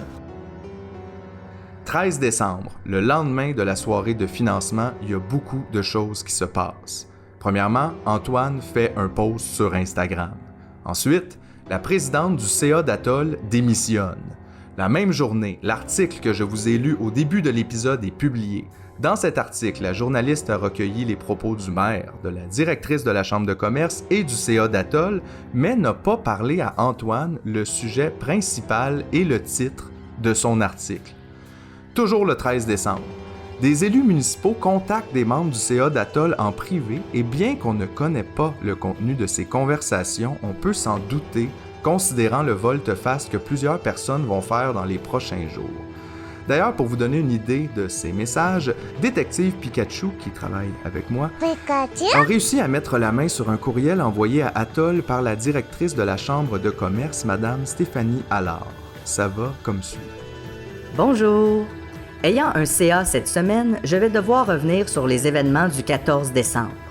Bon, ici, j'imagine qu'elle veut dire le 12 décembre, mais considérant le traumatisme qu'elle a vécu ce soir-là, c'est compréhensible qu'elle soit mélangée. Je crois que mon CA fera la demande pour vous rencontrer et puis-je avoir la liste complète du CA et de la direction. De plus, la liste de tous les artistes qui étaient présents, car on a déjà encouragé et moi-même plusieurs artistes présents et je souhaite comprendre ce qui a pu les mener à vouloir utiliser la Chambre de commerce à ses fins, quand pour la première fois, la Chambre travaillait à collaborer avec vous. Alors, je vous pose la question. Est-ce que la Ville et la Chambre de commerce ont fait pression sur le CA pour isoler Antoine? Peut-être. À vous de décider. C'est difficile de le confirmer considérant que personne accepte de me parler. Et ça, c'est vrai autant pour la mairie et la Chambre de commerce, mais aussi pour les membres du conseil d'administration d'Atoll. J'en ai contacté plusieurs et personne n'a voulu s'entretenir avec moi on or off the record. Personne veut te parler parce que t'es une police. Tabarnak, je suis une police. Mais, je veux dire, c'est quand même spécial tout ça, là. Personne n'est mort, fait que pourquoi autant de silence? Bon, après ça, le temps des fêtes est arrivé. Fait qu'il y a comme un petit break de développement dans toute l'histoire, mais ça n'a pas duré trop longtemps parce que le CA d'Atoll s'est réuni le 3 janvier 2024 pour discuter de la situation. Ouais, il y avait un retour sur qu'est-ce qui s'était passé le 12, puis là, le plus gros morceau, c'est qu'il fallait qu'on décide... il fallait qu'eux autres, ils décident, parce que moi, j'ai pas de décision là-dessus, là, mais qu'est-ce qui se passait avec le centre en lien avec toutes les nouvelles, les mauvaises nouvelles qu'on avait sues sur l'éviction, puis le manque de ressources financières, puis aussi qu'est-ce que j'ai fait le 12, là, ça rentrait là-dedans. Là, parce que là, vu que la présidente avait démissionné, il y avait comme la vice-présidente qui avait pris sa place. Puis ça a commencé que elle, même si je sais qu'elle est de mon bord, puis probablement que la personne qui est le plus de mon bord, elle a quand même démissionné en partant. Ça a commencé de même, tu sais. Puis c'est ça, cette soirée-là, eux autres, en gros, j'ai été mis dehors, puis eux autres, ils ont décidé d'enclencher ce qu'ils appellent le processus de dissolution d'un organisme. Ce terme-là, il est tellement drôle, c'est comme... Tu sais, genre un truc de serial killer, de dissoudre un corps. Je sais pas, il y a quelque chose. Tu sais, on parle jamais de dissolution pour d'autres choses. Là. Ouais. Fait qu'ils ont décidé ça. Toi, ils t'ont mis dehors, mais ils t'ont donné quand même l'option de rester si tu faisais rien. Ouais, ben c'est ça, là, j'ai résumé ça vite, mais il y a eu plusieurs options qui ont été discutées. Il y avait une des options où que moi, je prenais le centre à moi tout seul, puis eux autres, ils foutaient le camp, en gros, là. Il y a eu ça qui a été discuté, là, puis on en a parlé pendant un bout, puis ça a été... à ce moment-là, j'étais zéro dans un processus de réconciliation avec la ville. Fait que c'était pas une bonne idée. Non. De faire ça. Puis aussi, eux autres, ils s'enfuyaient puis ils me laissaient tout seul. Je trouvais ça vraiment de la merde. Ouais. Puis après, quand ils ont décidé la dissolution, ils m'ont proposé de rester parce que, tu sais, il y a quand même une longue liste de tâches à faire. Puis moi, je suis ici depuis des mois, fait que je connais des affaires qu'ils savent pas. Fait qu'ils m'ont dit, on pourrait continuer à te payer, mais il faut que tu t'engages à pas prendre parole puis faire aucune action en lien avec la situation. Ou sinon, de nous soumettre au CA, mettons, si je voulais prendre parole ou faire une performance, peu importe, fait que je le soumette au CA avant. C'est spécial. C'est vraiment spécial, mais tu sais, il a pas été... T'es-tu gêné de te demander ça? Non, du tout, mais c'est ça qui arrive. Il a pas été question de... Tu sais, pour moi, il a pas été question de ça une seconde, là. C'était non tout de suite, mais je te dis, si t'arrives à parler aux gens de CA, je pense que personne va avouer qu'ils ont dit ça. Je vous rappelle qu'aucun membre du CA que j'ai contacté n'a accepté de me parler. Donc, j'ai pas le choix de me fier sur Antoine. Ce qui est arrivé, c'est que là, pour être honnête, j'y voyais un peu... ils savaient pas trop quoi faire avec moi. Puis là, j'étais comme... crissez-moi dehors. Puis là, tout de suite, l'idée était comme... Tu sais, ils osaient pas le dire parce que je sens qu'ils ont quand même un... Tu sais, on a quand même, malgré tout, des bons liens puis tout ça. Fait que quand je leur ai dit ça, c'était comme « Alright! » Tu sais, ça a vraiment pas été long, là, que... T'sais, la priorité, c'était d'enlever mon nom partout parce qu'il y a comme... Je pense que c'est le registraire des entreprises ou je sais pas trop que t'as la liste de tout le monde sur le CA puis la direction. Puis c'était vraiment... C'était ça en top de la liste. De m'enlever de là pour... parce qu'eux autres, ils ont comme des échanges à faire avec la ville pour le processus de dissolution. Puis c'était comme... Faut plus qu'Antoine soit là parce que ça va nous mettre des bâtons dans les roues. Puis je t'ai dit, c'était vrai. J'ai même pas de mots pour l'expliquer à quel point il était en panique par rapport à ça. Puis moi, j'ai regardé aller puis j'étais comme... J'ai l'impression qu'on va s'en reparler dans 1 an, puis qu'on va rire en crise parce que ça n'a pas d'allure la panique. Je sais pas pour vous, mais j'ai tendance à être d'accord. Ça n'a pas d'allure la panique que tout ça a causé. En l'espace de 3 semaines, Antoine a été mis à la porte. 2 membres du CA ont démissionné et les membres restants ont proposé la dissolution de l'organisme. Un organisme qui était là depuis 40 ans. Tout ça à cause d'un discours et de 3-4 phrases sur les murs d'un centre d'artistes qu'on s'apprête à démolir de toute façon. Le mur de Berlin, ça vous dit-tu quelque chose? I follow the Moscow down to Gorky Park, listening to the wind of change.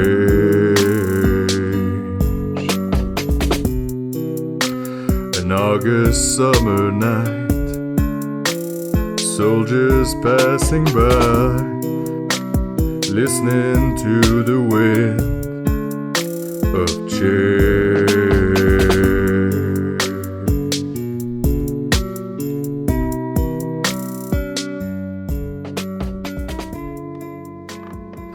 En sortant de l'atelier d'Antoine, il y avait beaucoup d'idées qui me spinaient dans la tête. Pourquoi cette histoire-là, qui est pourtant assez ordinaire, venait autant me chercher? C'est peut-être parce que j'aime beaucoup Antoine, peut-être aussi parce que je déteste les politiciens et les gens d'affaires. Peut-être que surtout, je suis un peu tanné de voir tout le monde s'agenouiller devant eux comme des pissous.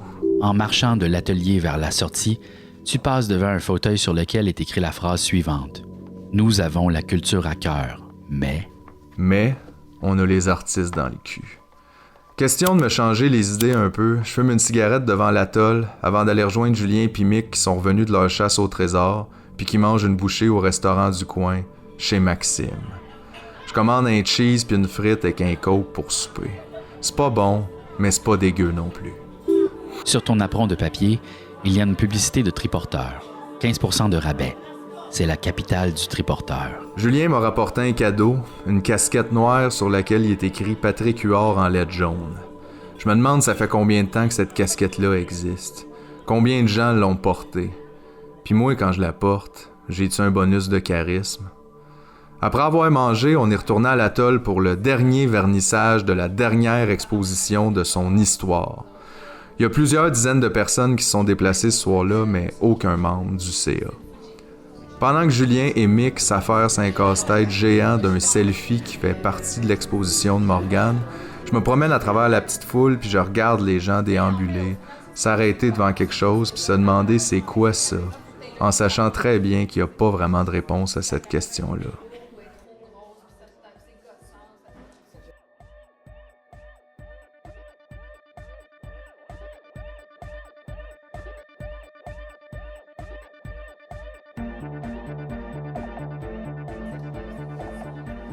Un cryptide est un animal ou une plante dont certaines personnes supposent l'existence, laquelle est étayée par des preuves autoscopiques, testimoniales ou circonstancielles insuffisantes pour être reconnue par la communauté scientifique, comme le Yeti, le Kraken ou le monstre du Loch Ness. Il y a un mois de ça, je connaissais pas Serge Lemoine. J'imagine qu'il y a des bonnes chances que vous non plus. J'ai vu son nom passer dans un commentaire laissé en dessous d'un post Instagram d'Antoine. La personne a écrit « Tu reprends le flambeau de Serge Lemoine, un peu, d'une certaine façon. » Ça m'a intrigué, fait que j'ai googlé Serge Lemoine. Quelqu'un est en train de devenir une bonne police. Serge Lemoine, c'est un artiste-peintre québécois né en 1941 à Actonville. Il a étudié 2 ans à l'École des beaux-arts de Montréal avant d'en être expulsé. Pendant les années 60, celui qu'on surnomme l'enfant terrible de l'art contemporain québécois organise des happenings artistiques mémorables pendant lesquels il invite parfois le public et parfois d'autres artistes à créer avec lui de façon spontanée. On peut pas recommencer. C'est spontané. Je pense qu'en étant spontané, ça peut pas être fou, de toute façon, au départ.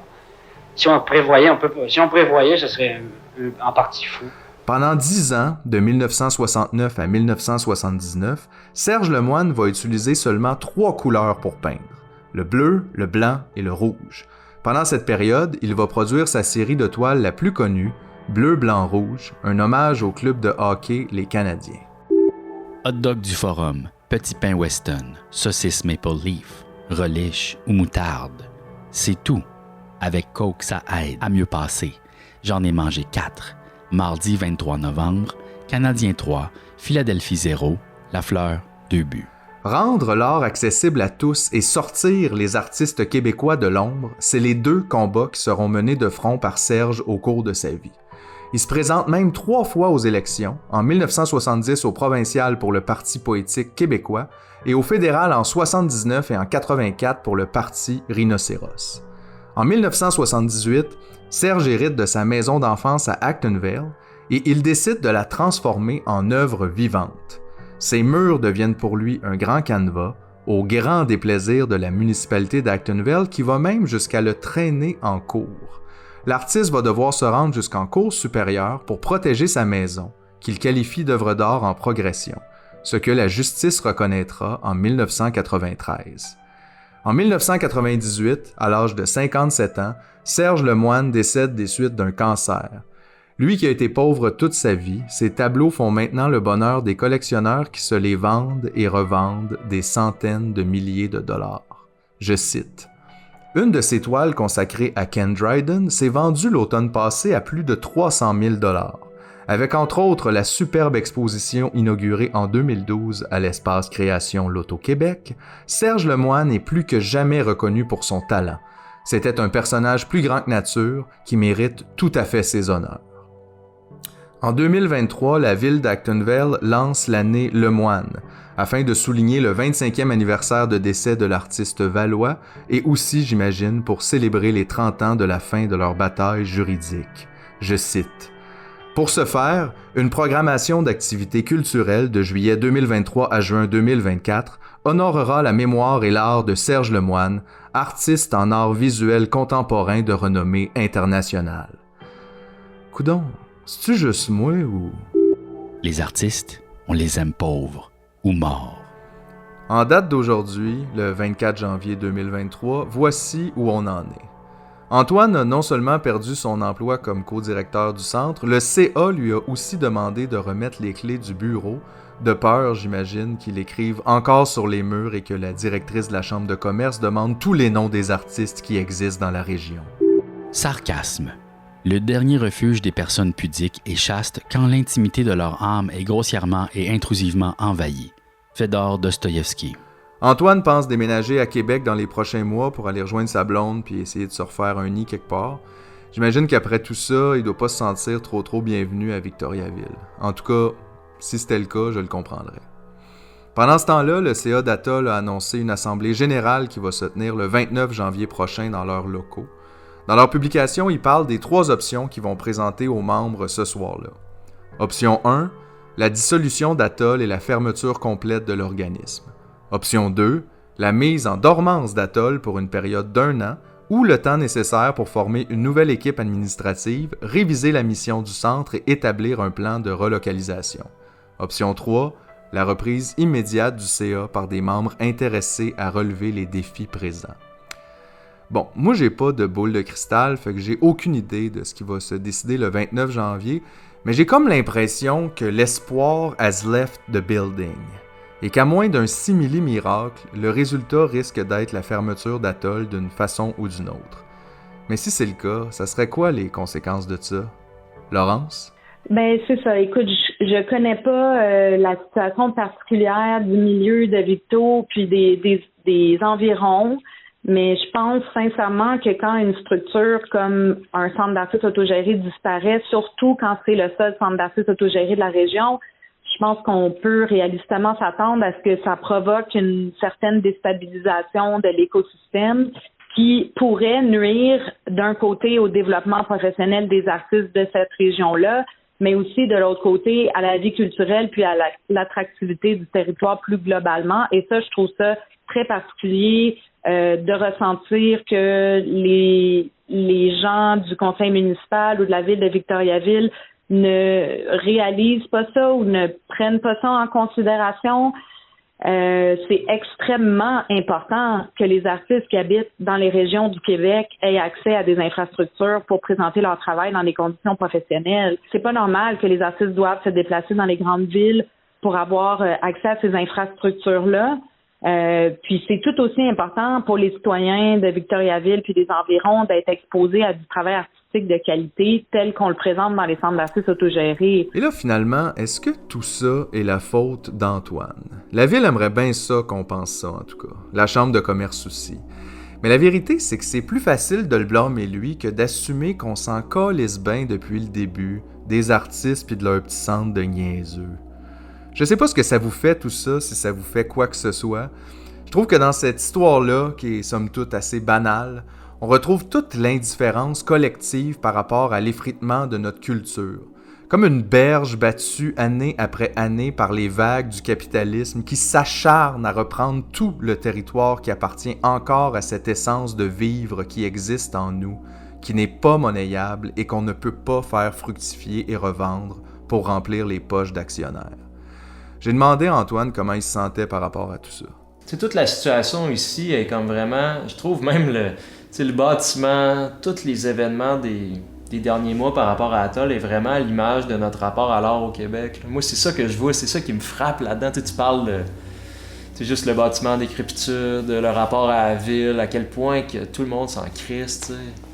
Mais en même temps, tu sais, moi j'ai l'impression de le faire, mettons, là je parle de mon travail d'artiste avec cette énergie-là, peut-être un peu pour compenser le vide qu'il y a, tu sais, le monde, ça les intéresse tellement pas, puis c'est tellement pas dans les sujets de conversation que moi, je vais le faire dans le tapis x10, tu sais, pour essayer de rétablir une espèce d'équilibre. Là. Je comprends. Tu sais, je sais pas, tu sais, tu fais comme... Tu sais, moi, c'est tellement important pour moi que... Je sais pas, mais en même temps, c'est même pas des questions que je me pose, on dirait que je fais juste le faire. Tu sais, si je me mets à penser à quel point que ça a pas d'intérêt pour le monde... puis que je vois ça vraiment de manière lucide, c'est sûr que je pogne le vertige, là. Ce que je trouve particulièrement intéressant, moi, dans cette histoire, c'est justement que c'est pas intéressant. Ça intéresse personne. C'est pas incroyablement rocambolesque. C'est juste les petites morts de tous les jours. Un commerce disparaît, un centre d'artistes ferme. Il est tombé une bombe sur la rue principale depuis qu'ils ont construit. Vous avez chanté la fin de la phrase dans votre tête. Mais les écoutez-vous des fois, les paroles de chansons que vous aimez? C'est de l'art, ça aussi. Puis les plus pragmatiques d'entre vous me diraient probablement « Oui, mais ça, c'est de l'art rentable. Pourquoi on financerait de l'art qui est pas rentable? » À ces gens-là, je répondrais « Parce que des fois, la paix est pas aussi rentable que les génocides. Les hôpitaux font moins de profit que les usines de pogo. puis il n'y a pas d'argent à faire avec de l'eau potable gratuite. L'importance des choses a rien à voir avec leur rentabilité. T'es pas une police. Je le sais, je suis un artiste. Puis ça sert à quoi, ça? J'ai posé la question à Laurence pour le fun. L'art, c'est essentiel, à mon sens, à notre capacité à mener une bonne vie. C'est à travers l'art, on arrive à encourager la réflexion puis le dialogue sur des enjeux qui sont complexes, qui sont sensibles, qui peuvent être polarisants. Ça nous amène à cultiver une ouverture de soi, une ouverture à l'autre. Ça nous amène à changer de perception sur différentes problématiques. C'est extrêmement puissant, l'art, c'est extrêmement important. En tout cas, je pense que les artistes ont pas le devoir de conforter les gens dans leurs idées et ont pas le devoir de conforter les gens dans leurs préférences en matière de contenu comme de contenant du message. Puis, particulièrement par rapport à la situation à Victoriaville, j'ai l'impression qu'il y a un peu de ça là, dans la situation. J'ai l'impression qu'il y a des égos qui ont été froissés. J'ai l'impression que ça a pu heurter les sensibilités de certaines personnes qui prennent les choses trop personnellement en n'étant pas capables de reconnaître la position qu'ils occupent puis le pouvoir dont ils jouissent. Donc, à un moment donné, pour moi, ça, c'est important. C'est important de le souligner. Puis d'ailleurs, quand j'ai écrit au maire de Victoriaville, c'est ce que je lui ai dit, entre autres choses. Damn right que je suis pas là pour conforter les gens dans leurs idées. Puis d'après moi, Antoine non plus. Il y a tout le temps eu de l'art, mais la fonction de l'art puis se transforme selon l'époque. À un moment donné, tu fais juste prendre exemple, les artistes ils étaient engagés par l'Église ou à un moment donné, ça a comme c'était vraiment des pour des rois ou il n'y avait pas d'artistes, mettons, seul dans l'atelier qui exprimait une individualité. Là. Ça, c'est relié à notre époque. Là. Fait que l'art évolue selon l'époque, mais c'est tout le temps une force qui est là, mais qui prend différentes formes, tout dépendant de l'époque puis du contexte social. Puis ce qui est fou, c'est que même dans les moments les pires de l'histoire où que ça va crissement pas bien, ou que le monde n'a pas de ressources, il y a quand même de l'art qui se fait. Il y a quand même quelqu'un qui va griffonner de quoi sur un bout de papier, voir des dessins. Pendant la Deuxième Guerre mondiale, il y a eu plein de productions de peinture. C'est fou, ça. Là. C'est pour ça, des fois, quand je vois, mettons, le monde de la ville qui vient de me parler que ouais, ça va fermer, puis on s'en calait, je suis comme, Chris, parce que c'est vraiment quelque chose de fondamental là, chez l'humain là, que vous venez traiter du revers de la main. Moi, c'est ça qui vient me chercher. Là. Asti que je l'aime. Pas vous? Petit ajout à l'épisode, Antoine m'a appelé le 30 janvier pendant que Julien s'affairait à monter l'épisode. Il y avait des nouvelles pour moi de l'Assemblée générale de l'Atoll qui se tenait hier, c'est-à-dire le 29 janvier 2024. De l'Assemblée générale, ouais, c'est ça, où il avait comme convié tous les membres d'Atoll, puis j'ai l'impression qu'il y a d'autres mondes aussi qui sont venus, mais pour se poser la question sur la dissolution de l'organisme ou non. Tu sais. Puis apparemment, moi j'y étais pas parce que je trouvais que ça faisait pas de sens d'y aller là avec dans le contexte, puis je pensais pas que je pouvais apporter grand-chose. Puis c'est ça, apparemment ça a mobilisé pas mal de monde. Puis c'est ça, il y a des gens qui ont décidé de reprendre le CA puis d'essayer de faire vivre Atoll dans le futur, mais c'est ça, dans tous les cas, il y aura plus de dans la prochaine année, il n'y a pas d'exposition, tout est arrêté, mais il y a un comité pour essayer que les activités continuent éventuellement. J'ai demandé à Antoine s'il pense que son action du 12 décembre a aidé à faire bouger les choses positivement. Voici sa réponse. Ce que j'ai fait le 12 décembre, tout ça, ça a comme accéléré le processus jusqu'à l'Assemblée générale d'hier. Mais sinon, il n'y aurait pas eu ça, là. Ouais, ça aurait niaisé un bout de temps. Ça aurait été complètement d'autre chose. Fait qu'il y a un peu de ça. Ce qui est un peu drôle dans la situation, c'est qu'il aussi, il faut dire que la ville aussi, tu sais, tout d'un coup, mettons, là, finalement, il y aurait peut-être un peu plus d'argent, puis là, il y aurait peut-être un peu plus de ressources. La seule affaire, là, c'est que moi, aujourd'hui, j'ai comme parlé à des gens qui étaient à l'Assemblée générale hier. Puis je leur ai juste rappelé que, puis c'est des gens qui vont s'impliquer. Ouais. Que, je leur souhaite bonne chance, parce qu'il y a aucune possibilité de critiquer la ville. Si vous critiquez la ville, vous êtes dehors. Puis encore plus, si vous vous impliquez puis vous faites de l'art, ça se peut vous faire crisser à la porte. C'est juste ça, la réalité. Moi, j'ai comme testé la limite, puis elle est vraiment pas loin. Mais s'il y a des gens là-dedans qui ont envie, mettons, d'être plus modérés puis en dialogue avec la ville, il y a moyen de faire de quoi. Mais là, après, pour moi, c'est pas assez. Puis je me dis que aujourd'hui, mettons un centre d'artistes en région, surtout, ça devrait être en partie ça son rôle de critiquer ces gens-là au pouvoir puis leurs décisions par rapport à la culture. C'est comme là, je t'ai envoyé hier, il a annoncé qu'il bouquait Éric Lapointe. T'sais. Fait que tu sais, dans le journal, quand ils se vendent de leurs dépenses en culture, qui sont tant élevées, ben c'est ça, là. Fait que un centre d'artistes ici devrait au moins dire, pointer ça du doigt puis rire de ça. Mais là, on l'a vu avec ce que j'ai fait, il n'y a aucune possibilité de ça. À suivre.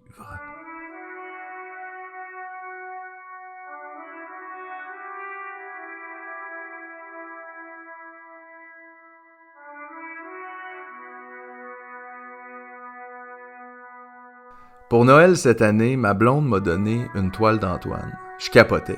Je capote encore. Je vais essayer de vous la décrire, ok. Sur un fond vert-jaune taché de rouge, il est écrit en grosses lettres noires « Le patient est convaincu d'avoir un grand talent et d'avoir fait des découvertes importantes. » Ça sert à quoi, ça? À rien. Puis qui sait, peut-être que dans 25 ans, Antoine va mourir du cancer puis que la chambre de commerce va me racheter la toile pour 300 000 $ pour l'exposer dans l'espace création Club Price. C'est comme ça que ça marche, non? Les artistes, là, on les aime pauvres ou morts. Fait que si t'es un artiste pis que t'es vivant pis que t'as de l'argent, j'ai des petites nouvelles pour toi, Bodé. Tu fais pas ça comme il faut. Pour terminer l'épisode, je tenais absolument à donner le dernier mot à Antoine. Il a tellement été généreux, je dirais même courageux dans tout ça. Ça a peut-être l'air de rien, mais de toutes les personnes impliquées de près ou de loin dans cette affaire-là, c'est le seul qui n'est pas parti se cacher en courant quand la marde pognait. Je lui ai donc demandé de nous faire la lecture d'un texte qu'il a partagé sur ses réseaux sociaux le 22 janvier 2024. Antoine? Le centre d'artistes Atoll Art Actuel à Victoriaville est sur le point de fermer ses portes. Suite à l'annonce de l'expulsion de ses locaux par la ville et en raison d'une situation précaire qui persiste, le conseil d'administration a voté la dissolution de l'organisme. Le 8 janvier 2024, j'ai été mis à la porte de mon poste de co-directeur. La situation d'Atoll et la récente rencontre avec la ville annonçant l'éviction sont à l'image du rapport qu'entretient le Québec face aux arts et aux artistes, mais grossi à la loupe. Il y a quelques décennies, nos élites exprimaient ouvertement leur dégoût envers les artistes. Depuis, elles ont affiné leur approche, développé une panoplie de stratégies, de postes et de politiques pour apaiser leur conscience et pour bien paraître. En coulisses, persiste un dédain pour les artistes et pour tout ce qui est perçu comme inutile, pas rentable, laid, dysfonctionnel, ou qui ne contribue pas plus que ça au divertissement généralisé. Dans ma région, plusieurs me perçoivent comme celui qui a tué Atoll. Un raccourci simpliste qui sert bien cette caricature d'une caricature d'élite qui dirige Victo. En réalité, le centre était sur le respirateur artificiel depuis près de 10 ans. Les conditions d'accueil des artistes étaient en dessous de tous les standards acceptables dans n'importe quel autre job. Mais vu que c'est de l'art et des artistes, on s'entorche. Pendant ce temps, la ville continue d'adopter une approche de plus en plus populiste et infantilisante, tout ça sous l'enveloppe budgétaire culture. Et ils s'en vantent. Ils se vantent aussi, à qui veut l'entendre, d'avoir financé Atoll pendant des années. Dans leur monde, donner de l'argent à quelqu'un est synonyme de respect. À mon passage à Atoll, j'ai bien compris qu'il faut marcher au pas pour avoir droit à ces quelques scènes. L'élite s'adresse à nous comme on parle à des bénévoles ou à des agents en divertissement. Ils font à croire qu'ils sont ouverts au dialogue, mais en réalité, c'est eux qui dictent les strictes règles de ce prétendu dialogue.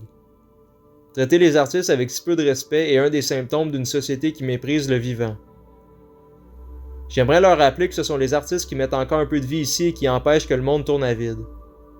Beaucoup de changements sociaux importants des derniers siècles ont été initiés ou accompagnés par des artistes. Les récentes revendications des artistes me semblent être une suite logique des demandes et des grèves qui ont récemment eu lieu dans le secteur public au Québec. Pour moi, c'est pas tant une question de fermer ou non un centre d'artistes. Ce qui vient me chercher dans cette histoire-là, c'est le pouvoir, la médiocrité, la rationalité et l'hypocrisie envers l'art et les artistes que j'ai observés chez ces gérants de culture. Leur autorité sur l'art est totalement illégitime. Aussi absurde que si j'allais dans une garderie ou un aréna leur dire quoi faire. Mon vœu, c'est que ces personnes, qui sont sans doute des génies pour gérer des pistes cyclables, du sport amateur et des festivals du roteux, reconnaissent dans une lettre ouverte qu'elles n'ont aucune compétence ni intérêt pour se prononcer sur l'art. S'ils veulent abolir leur poste et démissionner en même temps, ça serait encore mieux. Le malaise qu'a provoqué ma performance du 12 décembre dit également quelque chose sur leur rapport à l'art. Ils semblent aimer l'art entre telle heure et telle heure, avec une programmation préalablement approuvée et dans des lieux qu'à peu près personne ne fréquente. Surtout, il ne faut pas leur signifier qu'ils sont dans l'erreur, surtout s'ils sont dans la pièce. Ils aiment l'art quand ça fait leur affaire. J'ai également constaté le pouvoir et le respect immense dont jouissent la mairie, les fonctionnaires, les députés et la chambre de commerce. Ça devrait être à eux de nous quêter des scènes et nous mettre sur un piédestal. Le travail des artistes est aussi, voire plus important, intéressant et pertinent que le leur. Je comprends pas pourquoi des artistes et des personnes prétendant aimer l'art ne pensent pas comme ça. Le mépris envers l'art et les artistes est systémique au Québec. C'est une tare culturelle profondément ancrée, particulièrement chez nos élites. On m'accuse de chialer et d'apporter aucune solution. Les artistes n'ont pas à fournir de solution à tout prix. Ils font ce qu'ils ont à faire. Ils peuvent souligner des problèmes de temps en temps, peindre le même bouquet de fleurs toute leur vie ou ne pas faire d'œuvre pendant 38 ans s'ils le désirent. Merci pour le soutien et à ceux qui ont écrit des lettres à la mairie. Je sais bien que c'est l'assistant du bras droit du maire qui les a lus avant de les mettre à la corbeille, mais je m'en crisse. Bienvenue au pays de la vie ordinaire.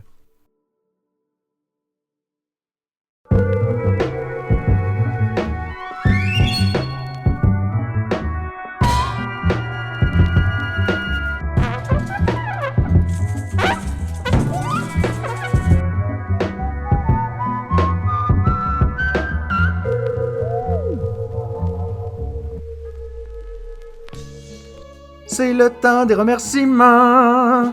OK. Hey, merci. Bon, premièrement, merci à Antoine Larocque pour tout. J'ai juste une chose à vous dire, c'est allez voir ce qu'il fait Antoine, allez voir son art. C'est un artiste visuel, puis ça, c'est un podcast audio. Fait que c'est sûr, je peux pas vous aider là en ce moment, mais googlez Antoine Larocque, faites comme moi, devenez une police et achetez ses affaires. Merci aussi à Laurence Dubuc pour le temps que tu m'as accordé et pour ton éloquence sur un sujet aussi important. Merci à Jean-François Provençal pour les magnifiques voix dans ma tête. Et j'en profite d'ailleurs pour saluer la belle Chanel qui nous a quittés cette semaine.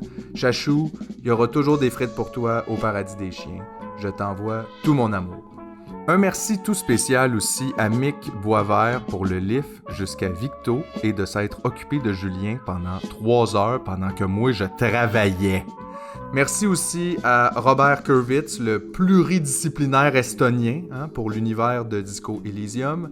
Merci à Serge Lemoine. Allez checker ses affaires à lui aussi, c'est génial. C'est vraiment dommage qu'on nous parle pas de ça. Je veux dire, comment ça, moi, je connaissais pas Serge Lemoine? Shame on you, je me souviens, shame on you. Merci aussi à la cigarette de me rendre si intelligent. Et merci à Julien pour ma casquette de Patrick Huard, ainsi que pour la musique qui joue en ce moment, trouvée sur un vieux vinyle à Victo pendant que je jouais à la police estonienne. Et sinon, merci à nos membres qui, à chaque mois, nous offrent de l'argent pour continuer à produire ce podcast. Merci à tout le monde qui soutient le podcast, mais plus particulièrement, merci à Max Power, à Modeste Kid, à Joanie Gagnon-Blais, à Eva, James, P.O. l'insectologue, Simon Lasselle, Jim Bad, Nico, Maude Bérubé Saint-Denis, Danny, Poulet Provo, Kevin Duchesne, Dominique Roussy, Zulu Oscar Echo, Une Marchandise, Sophie Junior Carrier, Éric Lauzon, Marie-Christine Lechat, Martin Donaldson, Xavier Lachapelle-Roy, Pouine, Benjamin Provencher, William Savard, Maxime Sauvage, Geneviève Brochu, Mathieu Desjardins, Thérèse Rossette, Jasmin Maltais, Olivier Groux, Zoli Hugo, Total Anonyme, Jimmy Bob, Sky Félix, Mel B, Joli Cœur, Oscar Côté-Lapierre, Alexandre Morancy, Anaël Haché, Maxime Sabourin, Manon Landry, Yannick Maltais-Verrette, Marilyn Proux, Xavier Dragoon, Mario Pikachu, JP Dolby, Flavinsky Molotov, Adam B. Bolduc, Sébastien Harpin, Sam, Gabriel Dumontier, Michael Archambault L. Monferrat-Guérette, Chloé Leroux, Alexandre Girard, Julien Millette, Sébastien Gilbert Lavoie, de Joe Cassette, Gabriel Lapierre, Mathieu Fournier, Julien Laumonier, Dino Lapine, Patrick Roy, Jean-Michel Brassard, Thierry Mercier, Jean-Michel Filion, Dave à -2, Pierre-Olivier Vallée, Marc Lecourt, Pénélope Boutin-Renaud, Jean-Philippe Lévesque, Jean-Christophe Bellil-Pipon, Ben et Joël, Alexis Bernard, Eat the Rich, Boubou, Simon Chamberlain, Alexandre Dubuc, Philippe Beauchamp, Jessie, Maryse Perron, Samuel Pravogne, Jean-Mathieu Chénier, Caroline Fournier, David A.B., Guillaume Sauvé, Anthony Savoie, Sébastien Ménard, Félix-Antoine Jaudoin, Simon Giroir, Vincent Gagnon, Samuel Péloquin, Julie Beauregard, Alexandre Proux, Jérôme Turmel, Patrice Bonhomme, Enola, Christian Bissonnette, JSDC, Jonathan Valcourt, ainsi que Marc-Antoine Simard. Merci la gang, c'est vous, les Totals Idiots.